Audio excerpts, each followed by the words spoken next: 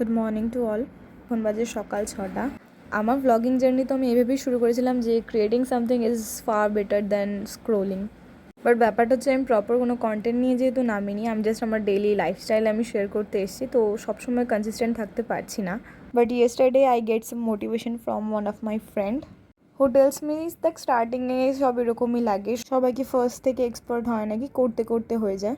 তো যেটা ভালো লাগছে তুই সেটাই শেয়ার কর। That's it, so I take it serious. তো আমি আজকে চলে এসেছি আমার মর্নিং প্র্যাকটিস সেশন নিয়ে। বাইরে যেহেতু খুব বৃষ্টি ছিল তাই আমি গিয়ে তো প্র্যাকটিস করতে পারতাম না, বাট স্পোর্টস আমাদের শিখিয়েছে যে কনসিস্টেন্সি ইজ দ্য কি। তাই সবার আগে চলে গেলাম ওয়াশরুমে, আগে ফ্রেশ হয়ে নিলাম। এখন চোখে আই ড্রপ দিয়ে নেবো, কারণ 2-3 দিন ধরে প্র্যাকটিসে যেতে আসতে এত বৃষ্টিতে ভিজছি, ঠান্ডা লেগে রয়েছে আর কোল্ড অ্যালার্জির থেকে চোখ জ্বালা করছিল। আর এই যে আমি এখন রেডি হয়ে গেছি, আর চুলটা আমি একটু হালকা করে বেঁধে নেব। যেহেতু খুব বৃষ্টি হচ্ছে বলে আমি আজকে আর গেলাম না, বাড়িতেই করব। তাই চুলগুলো খুব একটা টাইট করে বাঁধবো না, চুলগুলো একটু রিলিফ থাকবে। ওকে, সো আমার চুল বাঁধা ডান একদম। নাও ready to do warm up. A sports person absolutely knows that how much important is warm up before our practice session. About 5 minute মতো অল বডি ওয়ার্ম আপ করার পরেই আমি আমার প্র্যাকটিস সেশন স্টার্ট করি। It's actually a pre workout preparation, যাতে আমাদের কোনো জায়গায় টান বা চোট না লেগে যায়। মোটামুটি ঘাড়, দেন হাত, শোল্ডার, কোমর সব কিছু step by step one type of stretch করার পরে দেনই আমার ওয়ার্কআউট স্টার্ট হয়। আমাদের বডির দুটো মোস্ট ইম্পর্ট্যান্ট জয়েন্ট হচ্ছে গিয়ে রিস্ট আর ankle. Never forget to stretch this joint before your exercise. আমার অলরেডি আমার পায়ের টোয়ের সাইডে একটু ব্যথা আছে, তো আমি ঠিকঠাক আমার ওয়ার্কআউটটা করতে পারছি না কতদিন ধরে, but I am trying to do as much as I can. আর আমার কাছে আমার অ্যাঙ্কেল পেন কিন্তু খুব লয়াল, সব কিছু ছেড়ে চলে গেল ও কিন্তু আমাকে কখনো ছেড়ে দেয় না। In every tough situation I have it with me. Okay, কথা বলতে বলতে ওয়ার্ম আপও কমপ্লিট হয়ে গেল। নেক্সট ছিল আমার একটা 10 মিনিটসের জাম্পিং এক্সারসাইজ সেশন। তার মধ্যে ইনক্লুড ছিল ছোট জগিং থেকে শুরু করে হাই নি, স্ট্যান্ডিং রানিং, তারপর jumping jack, single leg jumps, then forward and backward, sideward. মাঝখানে আমার দিদি এসেছিল, ও আমার সাথে ওয়ার্কআউট করছিল।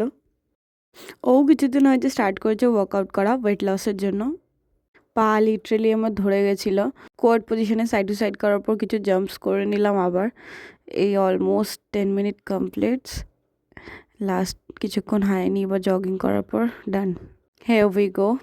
নেক্সট আমি করছিলাম প্রেস হ্যান্ডস্ট্যান্ড। এটা আমাদের প্র্যাকটিসের একটা one type of basic skill বলা যায়। এটা আমাদের হ্যান্ডস্ট্যান্ড স্টেবিলিটি বাড়ায় আরও পারফেকশন আনে। এছাড়াও যে কোনো অ্যাপারেটাসে আমাদের press is must important thing. এটা হচ্ছে switch press, it's the one of the easiest. Next এটা হচ্ছে বোথ লেগ প্রেস, যেটা তুলনায় আগেরটার থেকে টাফ। আর এই সমস্ত আমি প্রেস তুলেছি আমার লকডাউনের টাইমে। অ্যাকচুয়ালি এখন আমার হ্যান্ডস্ট্যান্ড যতটা স্টেবিলিটি আছে বলতে গেলে অনেকটাই সেটা লকডাউনের জন্য, কারণ সেই টাইমে যদিও আমরা গিয়ে প্র্যাকটিস করতে পারতাম না, কিন্তু যেহেতু আমাদের অ্যাপারেটাস ট্রেনিং হতো না, তাই আমরা এইসব স্কিলের ওপর অনেকটা ফোকাস করতে পেরেছিলাম। নেক্সট সেটা হচ্ছে স্ট্রাডেল টু প্রেস। ওফ ভাই সাব, এটার পেছনে তো একটা স্টোরি আছে পুরো তোলার পেছনে। অনেক মাস লেগেছে আমার এটা তুলতে। বহুত টাইপের টেকনিক ভিডিও দেখেছি তোলার জন্য, কিছুতেই আমার হতো না। বাট যাই হোক, এটাও আমার লকডাউনের টাইমেই তোলা। অনলি 3 রিপিটেশনে এটা আমার হয়, তো এটাকে আমার আরও বাড়াতে হবে। যে কোনো স্কিলে না শেখা অবধি আমরা খুব ভাবি যে এটা কী করে লোকে পারে, কী করে পারে।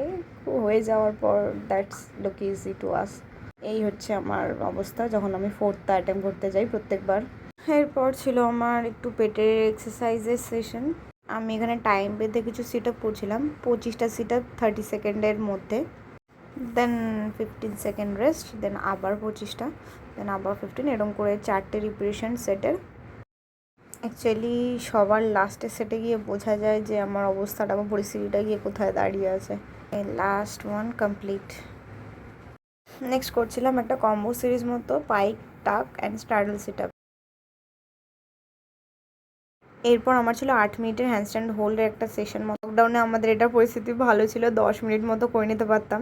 যাই হোক, এখন আবার আস্তে আস্তে 10 মিনিট করার চেষ্টা করছি। অ্যান্ড ফাইনালি 8 মিনিট ডান। ফোনের টাইমার বন্ধ করার আগে হাতে সেন্স ফেরার জন্য কিছু রিকভারির প্রয়োজন, কিছু সেকেন্ড। এই হচ্ছে আমাদের পেট ক্যাট, ওর নাম হচ্ছে কুটুস।